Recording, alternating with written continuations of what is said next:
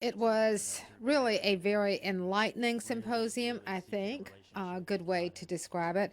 A very open conversation about a crisis, uh, obviously across the country, but Wilmington in particular, because there are certain studies that say Wilmington, North Carolina is number one when it comes to opioid addiction. A startling statistic. Some people say that. That can be disputed, but for the sake of not having that argument, we're going to say that it is a crisis. And one person who knows about that all too well is Dermot Gibney. He is the men's coordinator of Christian Recovery House, and he is here today to expand on our Yeah. conversation that we had on Monday. First of all, welcome. Thank you for being here. Thanks. Thanks for having me. Well, let's begin with you. You have a very unique story and your connection to wanting to help in this opioid crisis. Tell us about it. Yeah. I mean, I've been around Wilmington a long time. I'm originally from Ireland and came here from on a soccer scholarship to UNCW back in '93. So, I guess I'm one of the old timers, even though I'm a foreigner. But I went. My kind of American dream ended up in a swamp in Okeechobee, Florida, and drug and alcohol treatment. And it was just one of those things that didn't see it coming over many years. But thankfully, I got some really good help and was able to, in turning my life around. I was living in Virginia Beach, and this is my hometown. You Well, know, Dermot, somebody asked the question the other night, what causes addiction? I yeah, mean, I thought that was a very unique question. But I look at you, you were the soccer player, you're young, you're athletic, you've got your life ahead of you. Um, where did you get off course? How did that happen? well, I'd like to say I had a drinking problem, but my problem, drinking was my solution. Reality, life was my problem. Really? And what we make just a lot of mistakes in understanding this thing because a lot of times it's what people are doing, drugs, alcohol, whatever it may be, is quite different than the pain they're running from. You know, and what I deal with, a lot now in running this recovery house and working in recovery is, you know, drugs and alcohol get people in the door. But true freedom from it, sobriety is a byproduct. But to really find value in your life, so you don't trade it back out for your solution is really the cause of addiction. It's what you encounter trying to live life that everybody else does without your go-to. So, what was your turning point? Where did you reach a point where you said, okay, I've got to go get help? Wow. I think really when I realized I couldn't do it on my own.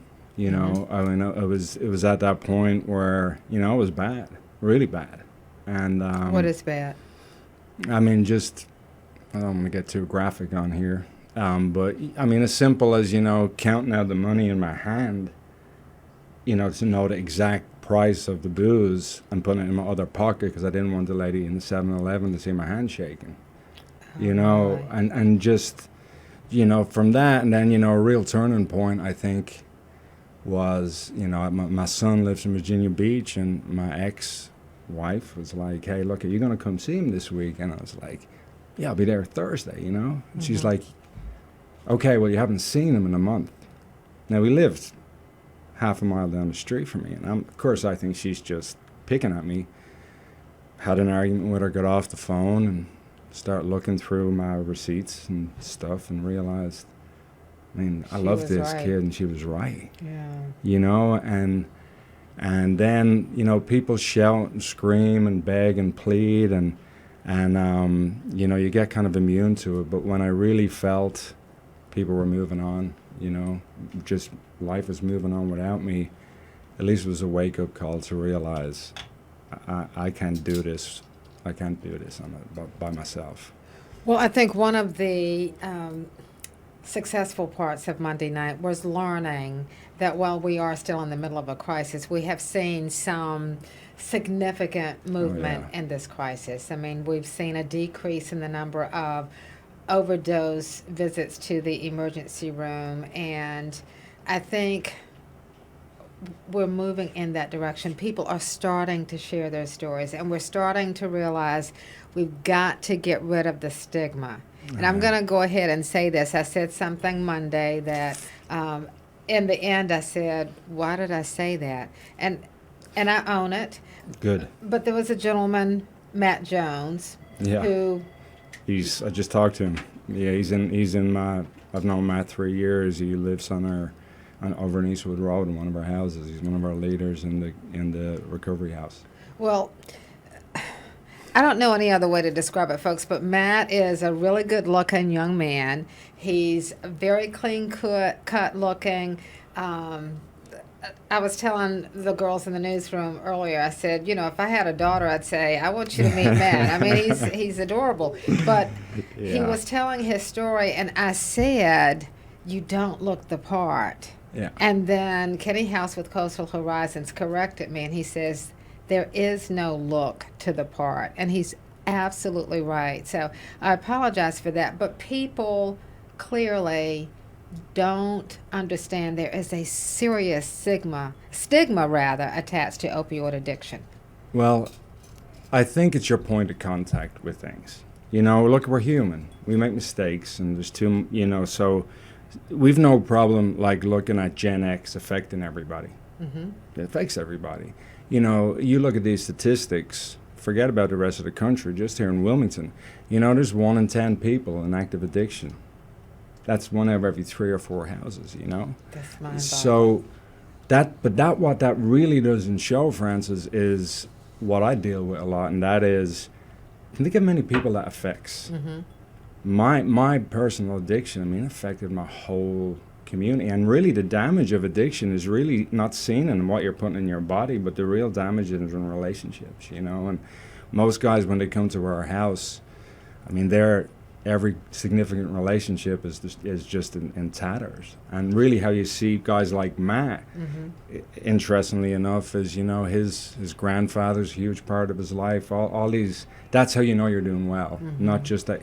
Because getting clean is one thing, but sustaining this, that's why I contacted you, because I think we're doing an incredible job. Look, Christian Recovery House has been doing it 11 years. I've been involved 6 years, and it's incredible just the rhetoric that's going on right now. But what struck me was you look now at a guy like Matt and go, he's kicked it. Mm-hmm. Seems great. Mm-hmm. But Matt still has to deal with life. And recovery, is it not lifelong? Well, it's just like washing your face. You got to do it every day. You know, I mean, that's sometimes people go, wow, it seems like I'm. But people in recovery, people who are stuck in addiction, just have really bad coping habits. They, you know, every day I come across stuff and I go, I can see why I drank. You know, and that's, well, I mean, being alive has a certain set of problems. It does. I don't care who you are. And you know, when you get in a community, my philosophy in these houses is a rising tide lifts all the ships in the harbor. So a recovery house or a community like Refuge, it's designed to give you a good, safe place to get some good roots down, you know? So tell me about the house. Yeah. And you run this house. And yeah. And like Matt, you had a scholarship. You had a soccer scholarship to UNCW. Matt had a scholarship to what? Louisville, is that? Louisiana. Louisiana. Yeah. And Louisiana. And things went off. Okay, so this house, you take in people like Matt, but then you take in, tell me about that. Well, I mean, really anybody seeking help. You know, look, there's a whole other conversation about recovery in general. I mean, there's a lot of people are in it for the income and not the outcome, you know? So what we have going on is, you know, it's anybody who seeks us out that needs help. and we go through a intake process, and then really what it's designed is it's this safe environment that these guys can get into with other men who are going in the direction of recovery. How long can you stay there? Well, it's a 6-month program, but sometimes some guys after 6 months are like, man, I'm not ready for the outside yet. I'm not ready to do, because one of our big challenges is these guys have to work. We're a small little organization, so unfortunately, a lot of times you're working in manual labor. There's a lot of drugs there, so 8 hours a day you can be around a dangerous environment. So one of the things I do is try to work with like Step Up Wilmington and those kind of folks to try and keep them in an environment that it's like going to the gym and having a Krispy Kreme. I mean, you're not going to eat necessarily, but it makes it harder to do what you're trying to do. Well, so, Dermot, the name of it is Christian Recovery? Christian Recovery House, yeah. And one of the challenges that I put out to the audience the other day is that you don't just walk out. Your mission is to help someone somehow. Yeah. So someone is watching this right now. They know someone who needs treatment. How do they get in touch with you? Well, ChristianRecoveryHouses.org is our website. Google us. We're not hard to find. And for those people out there, and for the families out there too, that it's look, families need as much help as so. Just take that next step, as Mark Allen often says. What's our next step? Yes. And the next step is getting in touch with people and reaching out. Well, I can't tell you how much I appreciate you being here today, Dermot. Absolutely. It's one of those conversations people really are starting to talk about it more openly. We need to. And we are slowly getting rid of that stigma. People are starting to say, I don't have to be ashamed to talk about it. People like you make the difference, though, so thank you. Oh, absolutely. Well, I think it's, C.S. Lewis says the gates of hell are locked from the inside. And we all want to keep Say that again? C.S. Lewis, another yes. Irishman. Yeah. He said the gates of hell are locked from the inside. And a lot of times that's what we do.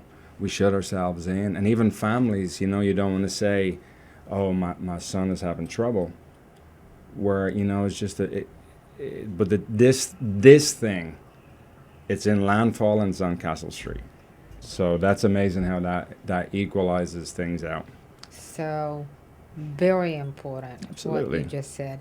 All right, so thank you so much. I really appreciate you being absolutely. here. My pleasure. Thanks for having me. We're not done with this. Monday was the continuation. It was incredible. And I'm going to mention this. This is a plug for News Now tomorrow. Congressman David Rouser did initiate and host that symposium. His opponent, who is running for the 7th District seat, is going to be here tomorrow on News Now with some comments about that symposium. I don't know what it is, but we'll hear what she has to say. But thank you so much, Dermot, my for pleasure. being here. Absolutely. And thanks for what you're doing. It is it's important not just to make it a news story, but you have a heart for it, Fran, and that makes all the difference. Thank you. Because it connects, Thank you. I appreciate it. Amen. All right. So